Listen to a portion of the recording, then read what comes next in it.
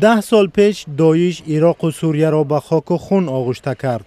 امریکا و کشورهای دیگر در یک ائتلاف جمع آمدند تا با شریکانشان در عراق و سوریه تروریستانی را نابود کنند که تقریباً 3/1 خاک دو کشور را در دست داشتند. بعد شکست دادن داعش 2500 سرباز امریکایی در عراق ماندند که سربازان عراقی را آموزش و عملیات‌های مشترک انجام دهند. مأموریت از صلاحیت ائتلاف جهانی به سازش امنیتی دوجانبه با حکومت عراق تغییر داده می شود. سابرینا سینگ و خبرنگاران گفت که اعلان او به معنی بیرون کشیدن نیروهای امریکا نیست. عین زمان معلوم نیست چند نفر آنها و در کجا میمانند. امریکا از عراق رفتنی نیست. من نمیتوانم جزئیات دیگری درباره رد پای نیروهای امریکایی بگویم.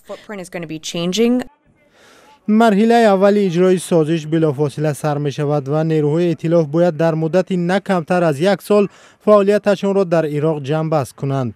در مرحله دوم تعدادی از سربازان در عراق می مانند تا در عملیات‌های ضد تروریستی در سوریه همسایه کمک کنند.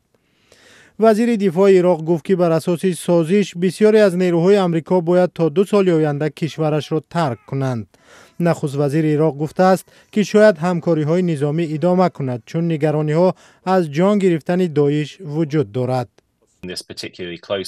آنهایی که مثل ما وضع را از نزدیک دنبال می‌کنند هشدار دادند که داعش در مناطق مرکزی بیابانی دوباره جان می‌گیرد. در نهایت امر از رودخانه فرات هم فراتر می‌رود. قابل پیش بینی است که در مرحله بعدی در عراق نیرو بگیرند.